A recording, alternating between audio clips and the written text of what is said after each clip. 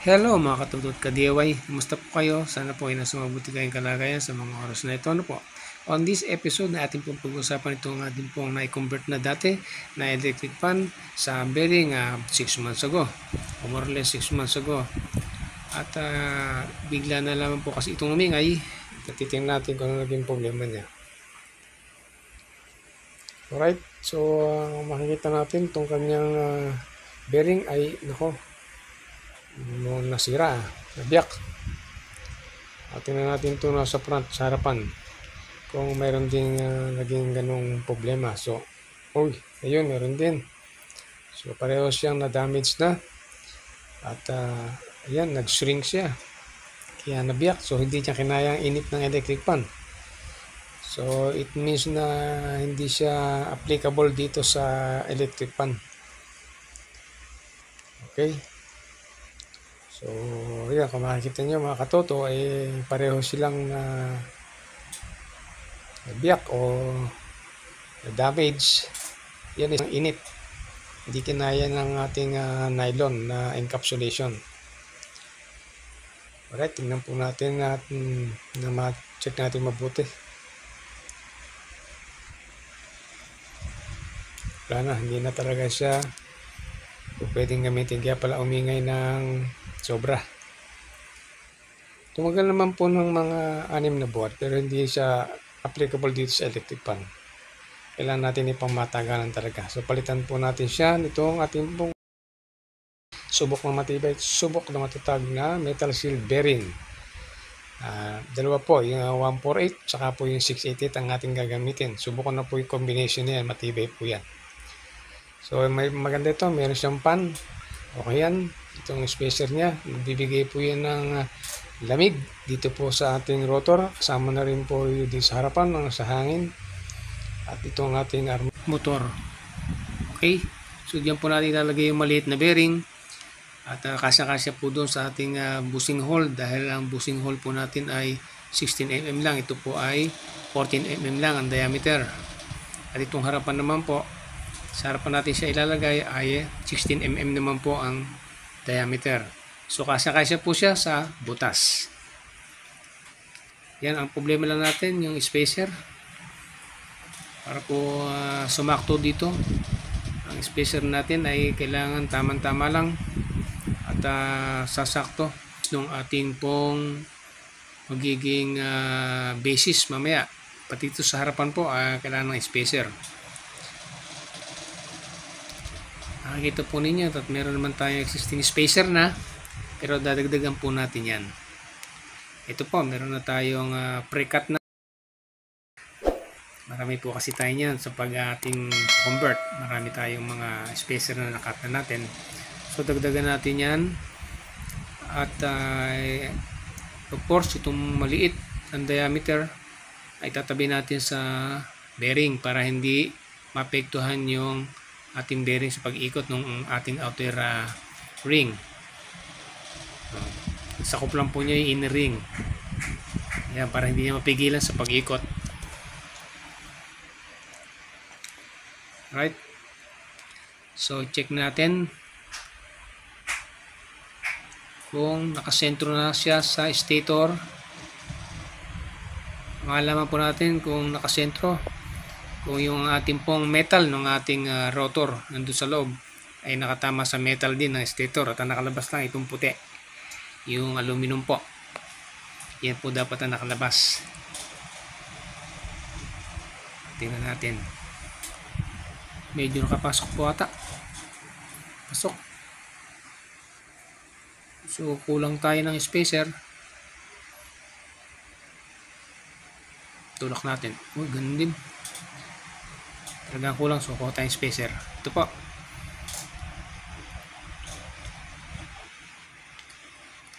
Ilagay natin ngayon itong nakuha nating spacer. Of course, hindi natin lalagay sa tabi ng bearing yan kasi mas malaki siya.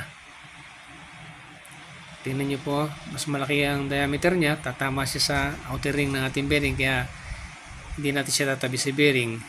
Itong maliit ang palaging katabi ng bearing. Alright.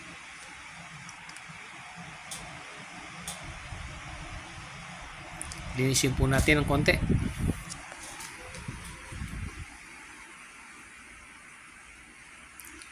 So katuloy natin yung metal na yung sa gitna ng ating rotor ay gigitna na sa stator.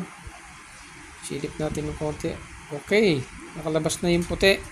Saktong-sakto yung metal sa gitna. Ayun. Alright. So, nakuha na natin yung setup sa likuran. Okay. Next. Ipipix na po natin yung ating bearing. Okay naman na siya. Nakuha na natin yung sentro. Igugulo po natin siya para hindi po umingay at maging matagalan ng gamit. Pero linisin muna natin para maganda maging kapit ng ating glue. Madali lang pong tanggalin yung bearing na yun. Tuturo ko mamaya kung sakali man pong magtatanggal kayo ng bearing. Ang mahalaga po ay naka-glue siya dyan at hindi umingay habang ginagamit at maging matagal ang gamit.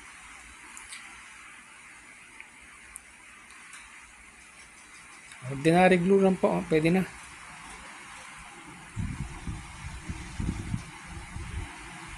Lagyan natin sa may shop.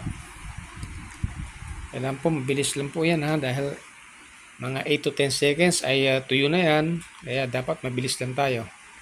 Sa pagitan po ng washer at bearing po ay nakatabi sa washer para hindi magkaroon splatter ang ating bearing ng glue. Kasi po iingay yun pag nagkaroon ng glue. Ayan. Ayun. So yung ating pong washer ang kanyang humagod dun sa kanyang excess na glue para hindi tumama po sa ating bearing. Hindi pumasok sa loob ng bearing. Pag pumasok po kasi dyan, bukod sa maingay ay hirap umikot. Ito yun na.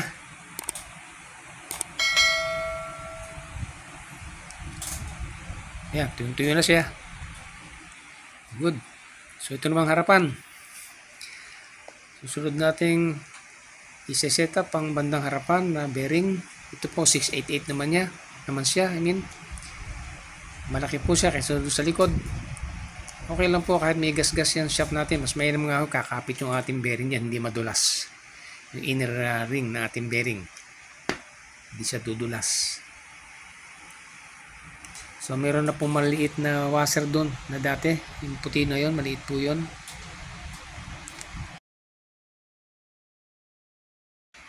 Sukat natin para malaman ano kalaki adjustment na kailangan natin. Kailangan po kasi walang alog o walang movement, horizontal movement o vertical movement. Any amount po nun bawal. Iingay po pag bearing ang gamit nyo. Sa bushing pwede po yun. Dapat mayroon siyang 1mm na galaw. Sa bearing dapat po wala. O yan po ang ating pre-cut na ating spacer. Sabi ko siya, marami akong naka-ready niyan. Dahil po sa ating mga conversion. Yan, alisin natin yung kanyang maliit na washer para ipasok natin tong spacer.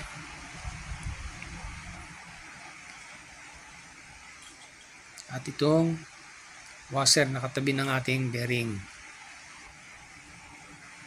Alright. So subukan po uli natin. Ganyan lang po mga katoto. Konting ingat lang. Baka tamaan yung winding. Masira po yung motor natin.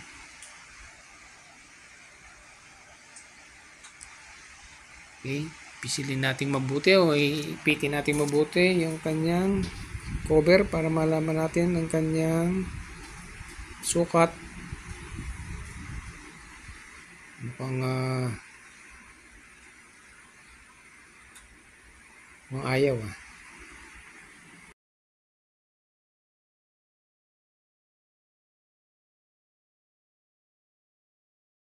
sobra ayaw sumara so magbawas tayo ng washer. Walisin natin itong isa.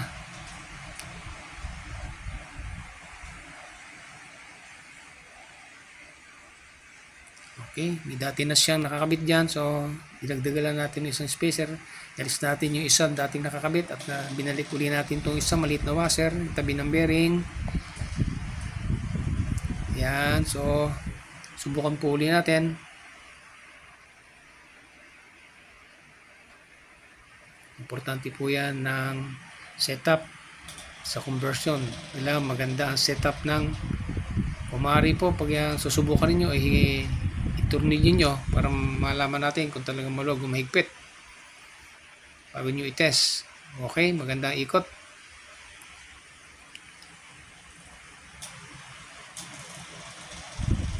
Tingnan natin kung may horizontal o vertical play. Kung may alog, hindi po pwede. Kailangan po wala. Okay, good.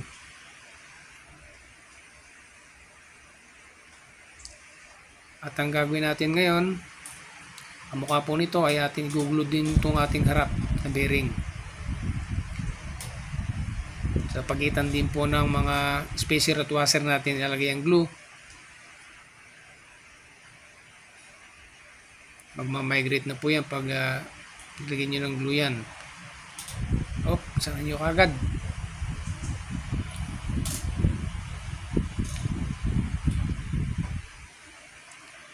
Pag hindi nyo kasi ginlo po yan, naiingay po pag tagal-tagal. Yan, okay. Wala naman siyang garalgal o hindi sabit ang glue sa loob ng bearing. Good. Kasi po pag may sumabit po na glue sa loob po niyan o na migrate dyan sa bearing ay maingay po yan tsaka mahirap pihitin. So kaya nalagyan natin ng washer in between doon sa ating bearing at glue. Alright. Kabit na natin, tingnan natin. Okay, good, hindi nagbago. Magandang freewheeling niya.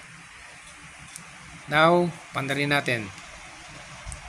Ayun, maganda. Magandang ikot niya. At, ay, tumalsik. Balik. Balik ka. Yan. Okay. So, yan mga katoto, okay na. Okay na at maganda rin ang freewheeling niya. Okay.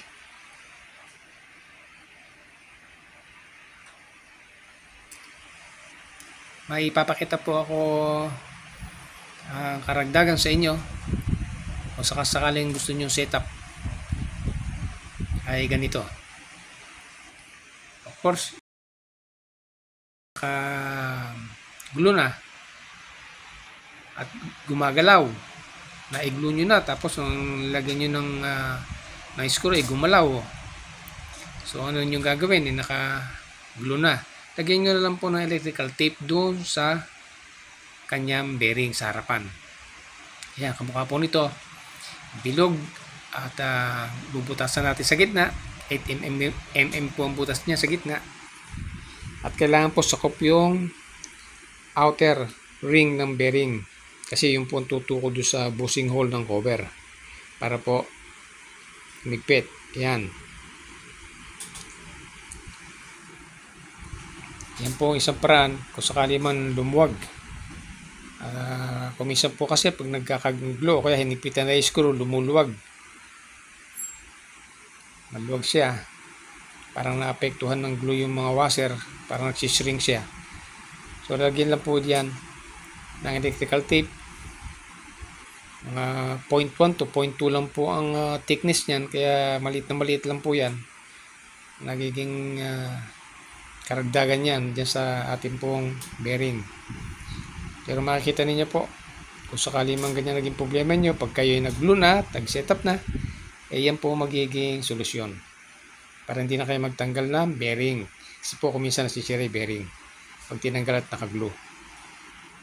Okay?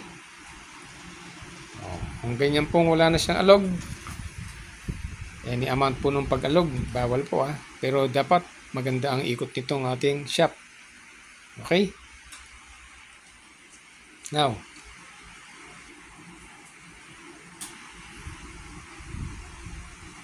kung sakali naman po na gusto ninyong ito sa may harapan, ilagyan din po ng fan yung ating spacer para doble lamig. It, of course, tatanggalin nyo po muna itong bearing.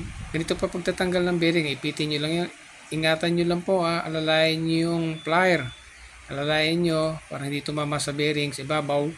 Yung ipin po kasi doon sa gilid natin pa times may washer. So alalayan nyo yung plier para doon tumama siya. At isang pukpuk lang po dyan, laglag na yan. Hindi na po siya masyadong mahirap tanggalin. At kung minsan, kung maganda po pagkakatanggal nyo, pwede nyo pang gamitin po yung bearing.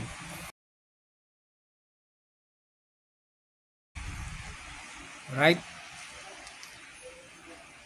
Yan, kung nasabi ko nga sa inyo kanina, malaki yung palitan ng may pan, mukha nito. At pwede naman po. Sukat pa rin po yan eh. Pwede natin tanggalin yan. Sandali lang tanggalin natin yung ating plier. So yan, tatanggal natin. Alisin ang spacer niya at ibalik natin o ilagay natin, ipalit natin itong may pan, spacer with pan para po hindi uminit masyado ang ating motor. So balik natin yung ating washer, maliit. Yan, isang washer lang po nilagay natin. Pag nag-convert po kayo sa bushing, ganyan po ang setup.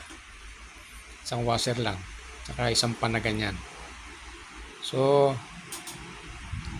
check natin yung fitting niya. Pagkakapit niya. Ialog Ialog. Ialog siya. So, dapat magdagdag tayo ng spacer or washer. Washer lang, manipis lang yan. So hanap tayo nitong manipis ng mga washer. Meron pa kaya tayo mas manipis dito. So wala. Ito na lang isa na to. 0.7 po ang nipis dito. Makakabili po kayo nito sa mga tindahan ng o sa mga repair shop na electric fan. Yan, ilagay natin siya. Ibalik natin ngayon ang spacer na may pan. Tsaka itong washer na maliit para sa tabi ng ating bearing. Yan, ganyan lang po.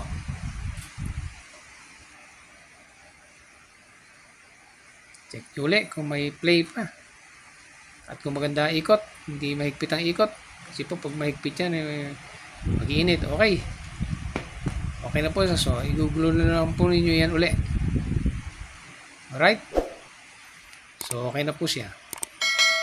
So, ganyan lang po ang pag-convert at pagpapalit ng bearing. At sana po ay naibigan nyo ang ating pong episode sa araw na ito. Kung nyo po naibigan, like na lang po. At pakidamay na rin po ang ating notification bell para po maging updated po kayo sa susunod ko po mga video na po. Hanggang sa muli, bye-bye and God bless us all. Ingat po tayo palagi. Paalam!